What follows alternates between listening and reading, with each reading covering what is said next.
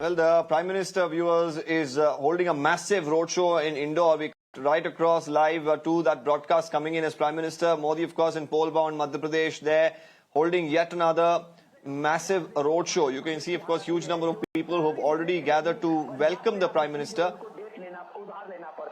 कर्ज लेना पड़ता है। आज ही की खबर देखिए कि वहां पंजाब में देखिए कि पंजाब का जो इलेक्ट्रिसिटी बोर्ड का जो सब्सिडी है वो अपने रिकॉर्ड 20,000 करोड़ का पार कर गया है।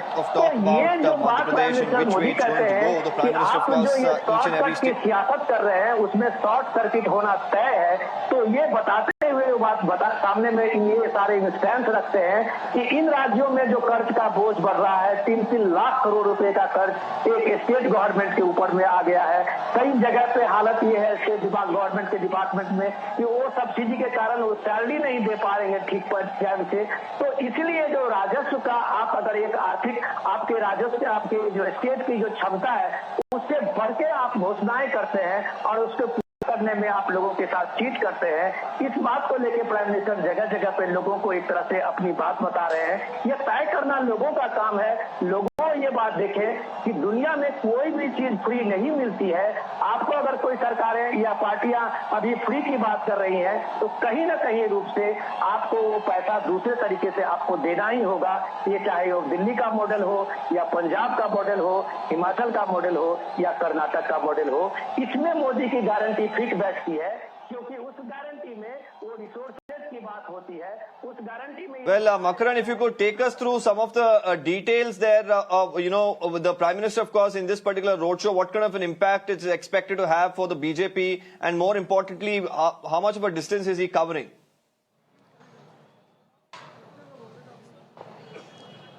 Yeah, today there is Modi everywhere in Indore, and right now I am at Rajwada, and today Pradhan Mantri Narendra Modi done a road show from Bada Ganpati to Rajwada. See, there is Modi everywhere in posters, in banners, and in the hands of people. Modi's poster were there.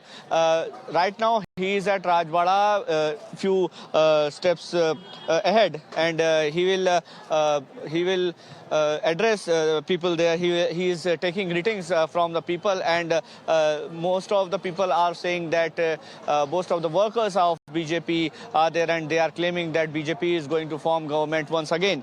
And today's roadshow is for Kailash Vijaywargiya in Indore 1. This is the Vidhan Sabha Indore 1, and after that he went to Indore 3 and Indore 4, which belongs to BJP right now. Indore 3 is Akash Vijaywargiya, and BJP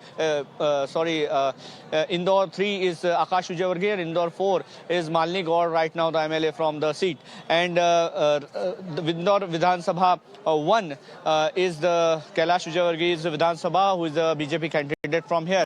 And PM Modi is addressed the people. He was taking greetings from them, and he's campaigning for Kailash Vijaywargiya. Today, Pradhan Mantri Narendra Modi done 3 rallies in Madhya Pradesh, first in Baitul, then Shahjahanpur, and third was the road show in Indore.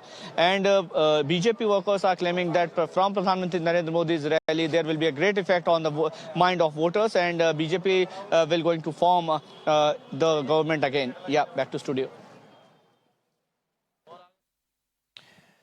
Right, Makaran, keep tracking all the developments there. This is pole-bound Madhya Pradesh, where the Prime Minister, of course, holding this massive roadshow. The kind of impact that it will have, the BJP believes, is massive. The Congress, on the other hand, of course, has been claiming that the Prime Minister has not had much of an impact in the other pole-bound states of late. And in Madhya Pradesh, too, he will not have the same kind of impact he's had in the past. We'll, of course, see, while the people do go out and vote, what sort of a impact he actually did have during these blitzkrieg campaigns. But of course the crowds speak for themselves. We'll keep a close watch on all the developments in all the poll-bound states and bring you all the updates. Now moving on to another poll-bound state, Telangana. The lead story today, of course, we are talking about Telangana, and as the elections, of course, are coming closer, the political landscape is intensifying. Times Network has been engaging with various stakeholders within and outside the state to really gauge the prevailing sentiments and delve into key issues. In an exclusive interview, AIMIM Chief Asaduddin Owaisi took on the I.N.D.I.A Bloc, specifically targeting the Congress party here.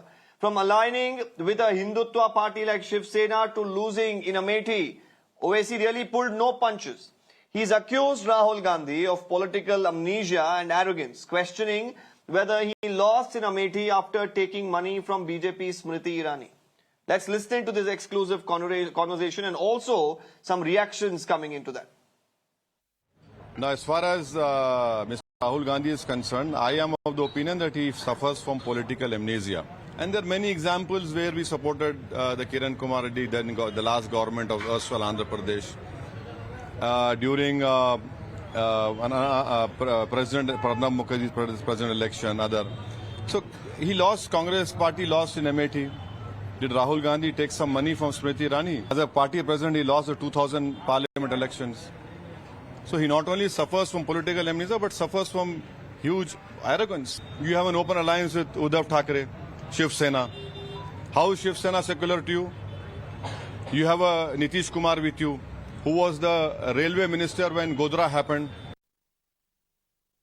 We feel that KCR has to win, and there's a third political force in Telangana, and we cannot live at the whims and desires of two national parties, and wherever two national parties are there in all the states, it is the BJP which benefits.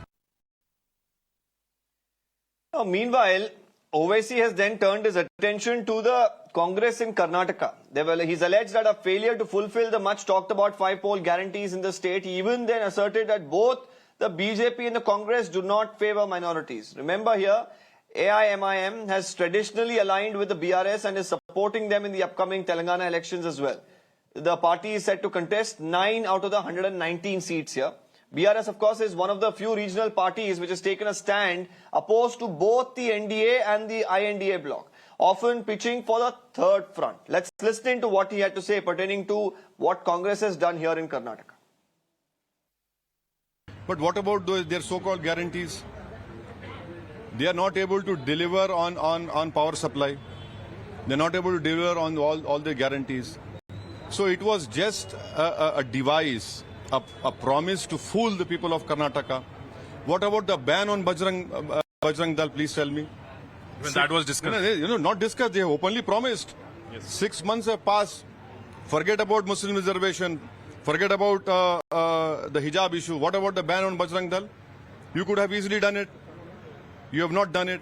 So that is what I am saying, that wherever there are two national parties in a state, it is the minorities, Dalits and Adivasis who are at the receiving end of their politics.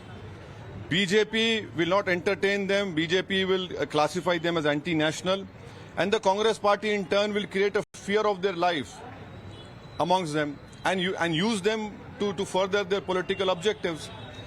In Telangana, you have a third political force called KCR. So a very political balance is maintained over here. That is very important for us.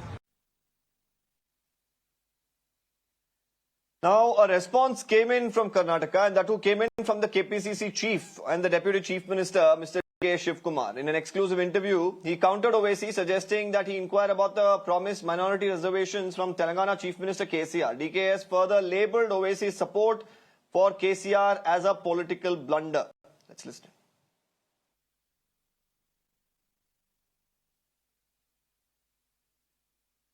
Meanwhile, Congress Lok Sabha leader Adhir Ranjan Chaudhary joined in and termed Owaisi as a vote cutter who takes bribes from BJP to influence Congress vote bank as well. So let's listen to both of these leaders. Mr. Owaisi should know that what KCR promised on minorities, how much reservation he had assured, whether he has fulfilled. It is shame himself on that he being a minority leader, when KCR government could not fulfill the promise what had given to the minority. He doesn't have any right to speak on minorities of the state, and he is doing a big political blunder supporting KCR. अरे भाई, ये ओवैसी की जो बात करते हैं वो तो वोट कटुआ है, सारे दुनिया को, सारे देश को पता है। ये वोट कटुआ बीजेपी पार्टी की तरफ, बीजेपी पार्टी से रिश्वत लेते हैं, दंड लेते हैं, पैसा मुहैया कराते हैं बीजेपी पार्टी इनको, क्योंकि वो कांग्रेस की वोट बैंक के सेंध लगाए और बीजेपी को सुविधा करा दे। Now, on the other hand, the BJP criticized the Congress for engaging in vote bank politics, alleging that the party raises specific issues for political benefit and then abandons them once the purpose is served. The BJP further hinted at a tacit understanding between the Congress and the AIMIM. Congress party, whether it is in Telangana or in Karnataka or on the national basis, their only criteria to raise the issue is vote bank politics. They only see the political benefits out of the issues they talk about it. Once the purpose is served, they forget about it. That is what is happening everywhere. So whatever the Owaisi and Congress alliance, we are not aware of it. I don't know what understanding both of them have it. But Congress duplicity is always exposed blatantly on all the issues. Well, let me open this up. We have multiple spokespersons who are joining us. T.R. Srinivas, BJP spokesperson and BJP leaders with us. We also have Mr. Tehseen Poonawalla, political analyst, joining us. Also, today on the debate, we have Khaliqur Rahman from the BRS. Also, we have Atiqur Rahman as well, political analyst. So, firstly, let me take this across to Mr. Tehseen Poonawalla. Mr. Tehseen, a lot of, charges that have come in from Mr. Owaisi, starting from that the guarantees have failed, to going on to say that, well, be it the issue of minority quota or even forget hijab, nothing has been really considered. It was all promises that went away in thin air after the elections. All that Mr. Owaisi wants to do is polarize the election on Hindu-Muslim. And every single polarization, that is an election that polarizes between Hindu-Muslim, benefits two political parties, the BJP and in this case the BRS and the MIM. There is nothing else. Why not talk about Indians? Why not talk about human beings? Why talk about Muslims, Hindus and specific issues? That's point number one. Point number two, let's expose this Owaisi Saab. Owaisi's younger brother made hateful speeches when they were in an alliance with Congress against Hindu gods and goddesses. The Congress government threw them in jail. What happened then? BJP came to power in the center, KCR in the state, all charges were dropped, the brother is out. He continues to make hate speeches in BJP ruled states. KCR's own statement is, I cannot make speeches in Congress ruled states. Who benefits from the polarization? Third, let's ask specific questions regarding Telangana. Owaisi Saab fights 30 seats in Bihar, fights 30 seats in Uttar Pradesh. Why doesn't he fight all the seats in Telangana or half the seats in Telangana if he's in alliance? Why only 9 seats in Telangana, his home state? Because there he wants the BJP to polarize and he wants the Congress to lose. In Goshamel, from where Raja Singh comes, where the MIM headquarters is, Dar es Salaam, they don't even file a candidate. I'm not saying the Owaisi brothers should contest. They don't even file a candidate from where Dar es Salaam is. Can you believe it? Again, Raja Singh, they keep abusing. This polarization the people of India have seen through. They see people of India as Muslims and Hindus. We see them as voters. And because the people of India, the Dalits, the OBC, the minorities have seen through Owaisi's double game, he's scared. He's not scared about his brother losing the MLA elections. His brother might win the MLA elections. But I'm making this prediction, Deepak, and you understand South Indian politics. Should Congress win Telangana, for the next 10 years, BJP is over in South India, but Owaisi Senior won't win a seat in Hyderabad. That's the fear that's got them. The fear that they will not come back to the parliament.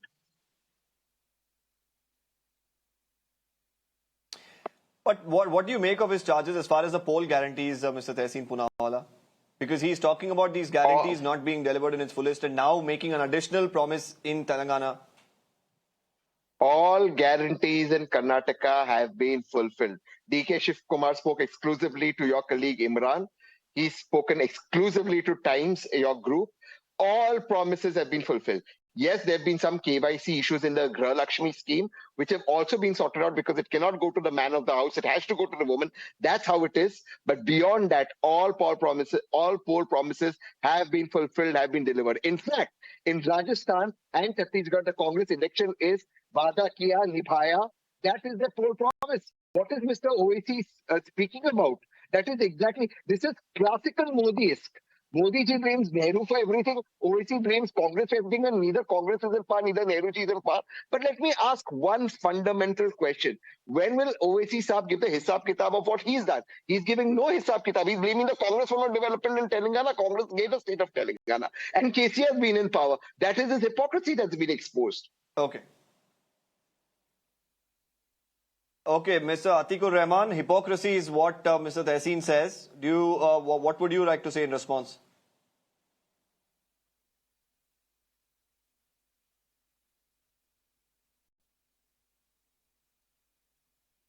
Mr. Atikur Rahman, if you are on mute, please unmute yourself before you speak. Yeah, I'm so sorry. Yeah, now I'm audible. People are going to mute them. Thank you so much, and good evening to all. Yeah, yes, you're audible. Please go ahead. Yeah, good evening to all the viewers and good evening to all the co-panelists. As we all know, the state of Telangana was carved out in the year 2014, and there was a demand for a separate Telangana state for well over four decades. And after that, in fact, the people of Telangana has forced the then central government, and then the central government, in fact, had to take a call on this and had to take a decision, and that is how the separate state of Telangana has been carved out. And after that, in fact, there was an election, and the people have chosen the party which has led the Telangana movement successfully. And the Telangana sentiment was very strong, and the people of Telangana were very well aware about the sacrifices which were made by the the BRS party, and the BRS party came into existence only with a single cause of fighting for a separate state for Telangana. Now coming to the polarization, it is the BJP who always polarizes the elections everywhere, wherever they go. And we have been keeping BJP out in Telangana. And if you look at it, Telangana is the only state where BJP, in fact, has not, succeeded in any of the elections, and they have not crossed the double digit. And we have kept BJP at that level. So, and now the same Congress and the other leaders of the Congress, they allege that the BRS is the B team of the BJP. So this is what, in fact, the people of Telangana know how to give a reply to the Congress, because we are neither the B team of the Congress nor the BJP. We are the A team of the people of Telangana. And we always have worked in the last 9.5 years for the people of Telangana for the inclusive growth of every section of the society, be it Hindus, Muslims, Christians, Sikhs, everyone. They are all our priority. And if you come and visit Telangana state, then you will see the visible development here. And that is what, in fact, we are banking on again in this election. And the people, including the minorities, are with us totally. Only they are, the social media of the and the IT cell of the Congress is trying to create some kind of the fake stories which are not going to be bought by the people of Telangana, because they know very well what the Congress has done. Congress ruled for well over 50 years.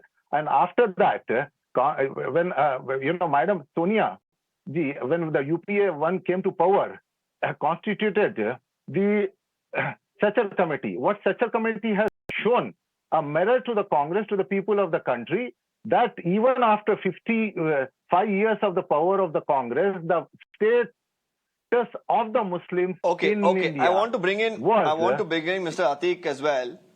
Yeah, no, let me complete. So what does it indicate? What was the status of Muslims? No, let's keep our answer short, because I'll have to make time for all the panelists as well. So let's not go on a monologue. Yeah. Okay. But he's not answered one question I've raised. Okay, Mr. Atiq, I'll come back to you. Yeah, I'll come back to you. You made quite a few points, substantial ones as well. I'm here to take I want Mr. Atikur Rahman to respond to a few issues that were directly pointed at the AIM and Mr. Owaisi, talking about how he is the B team, talking about how he's contested multiple seats in Uttar Pradesh. But when it comes to Telangana, his bastion, the number of seats are much lesser. Mr. Atiq. Well, Deepak, I am not at all interested in the political rhetorics. What the primary question to the community of the Muslim is that the Congress has not delivered in all the past years. I'll come back to that. Yes, Deepak. Now, you respond to this. We'll come to the issue of course, beat the hijab issue where time and again we had, leaders here knock the doors of the Supreme Court. This was before the elections. Be it, the minority quota issue, which was quite vocally spoken about in the assembly. But now Mr. Owaisi points this out. He talks about the ban of Bajrang Dal. I'll come to that. Let's go to that as the second half of this debate. But firstly, I want to respond to what Mr. Poonawalla had to say earlier. Deepak, you are asking me? Yes. Deepak, are you asking me? Mr. Atiq. Deepak, Mr. Atiq, I'm asking you. Mr. Atiqur Rahman, if you could hear me, go ahead. I'm asking you the question. नहीं, मुझे नहीं सुनाई दिया. It's interrupted. The voice is interrupted. Okay. आपको अभी सुनाई दे रहा है? Are you able to hear me clearly now? Yeah, I can hear you. I can hear you. No, even we can hear you. Please go Okay, ahead. Mr. Poonawalla made a direct charge. Mr. Tehseen, while he was speaking, said that there was duplicity, hypocrisy on the part of Mr. Owaisi, who contests multiple seats when it comes to Uttar Pradesh because he wants to defeat the Congress party. But in Telangana, which is considered his bastion, he's not contesting enough. And overall, he's hinting at how Mr. Owaisi is a B team of the BJP working in the interest of the Saffron party. Tehseen is a good friend of mine. I don't have any objections you raising, but I do not, want to dictate, dictating terms to other political party in the same manner. Owaisi Saab can tell the Congress and Tehseen that why you are contesting at that position and this position. That's why I said that the Muslim community is fed up with all these political rhetorics. What we are concerned is, what are the constitutional rights of the Muslims? Have that been delivered by the Congress party in the past so many years? 4% quota, which was taken away from Karnataka to the Muslims, has then been restored.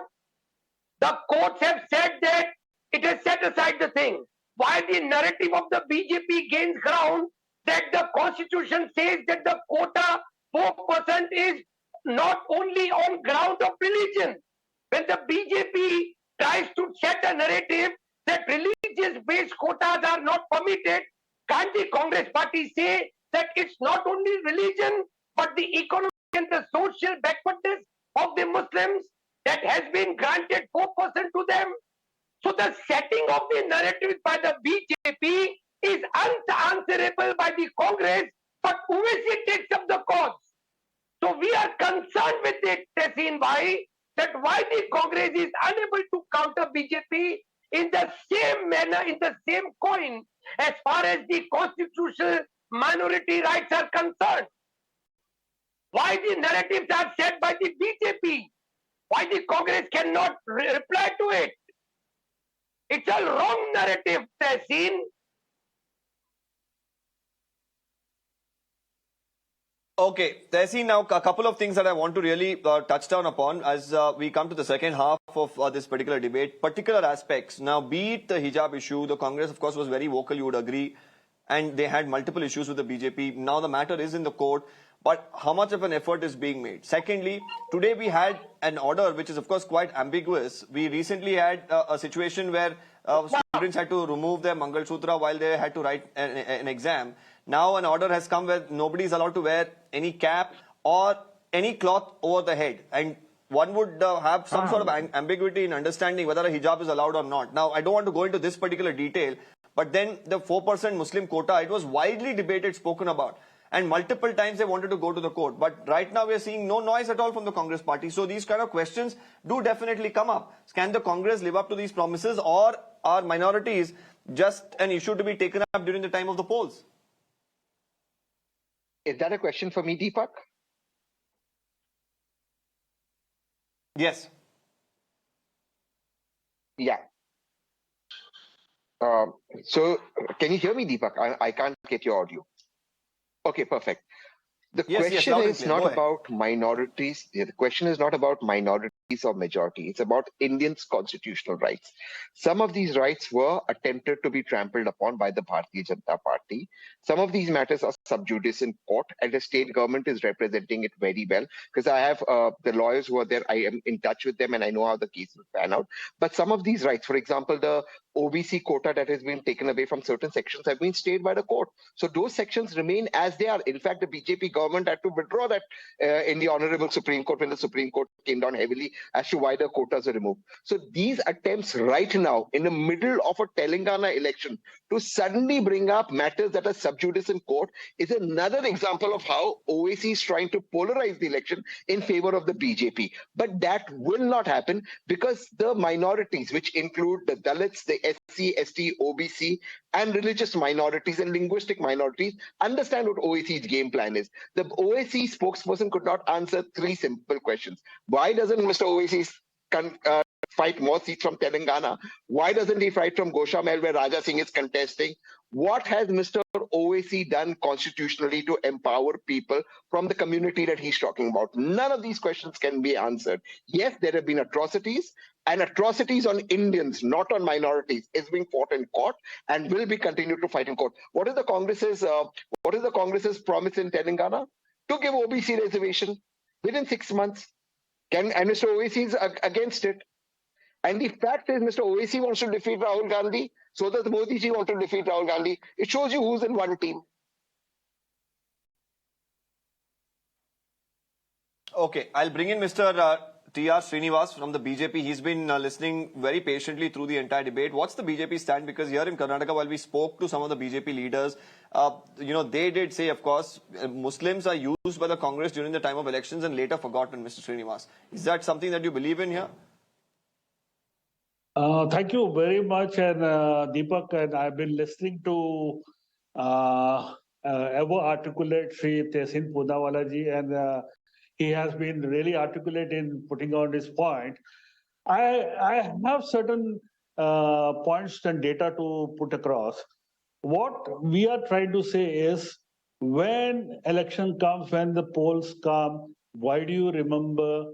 Why does Congress remember the minorities? Why not 24/7, 365 days a year? For example, in Karnataka, we have seen Congress promising 500 liters of diesel to fishermen, 3 lakh rupees of interest-free loans. Have they been fulfilled? They have to do an introspection. Then talk about the power situation. Every day we are seeing in the newspapers that this is a disaster waiting to happen because industry people are already sending the feelers. Now, I want to ask the Congress people, even Mr. Rahul Gandhi ji, does he do a social impact analysis when he promises these things, or are they desperate to come into power, even in Telangana, to promise everything under the sun so that they can grab the power? This they have to understand, because blaming each other, why you have not taken a stand here, why you're not contesting elections here, vice versa, is something a political rhetoric which will go on and on and on. Even if you start from 1947, it doesn't end anywhere. The ground rule is what you are trying to promise to the Janta of Telangana. Janta of Telangana means everybody, all the population there in Telangana. This the Congress has to. But I believe, Mr. Srinivas, you are siding with what Mr. Owaisi has said here as far as the guarantees are concerned. The Congress time and again comes out and puts out all the details of how many guarantees, on each of these guarantees, how many beneficiaries really have availed guarantees. In a couple of days from now, we are going to have them celebrate 1 crore women, traveling in the buses for free. So these are some of the testaments that they will put forth in front of, the voters in Telangana in the coming days. While, of course, the BJP or even the MIM can question these guarantees, there are some numbers that are being put out by the Congress. How are you going to counter that? See, there are numbers which can be debated because numbers are not absolute, they're not sacrosanct. They can put any numbers there. But every day, let me talk to you one number. What is happening into the 200 power free units? People are shouting at the top of the voice because they are what the bill they used to pay last year, what now they pay. Industries, they are reeling under power cut. Now you see farmers leaving crocodile into the power stations. Okay, the data that's being put out by the Congress is questionable. You're saying, I'll quickly take in Mr.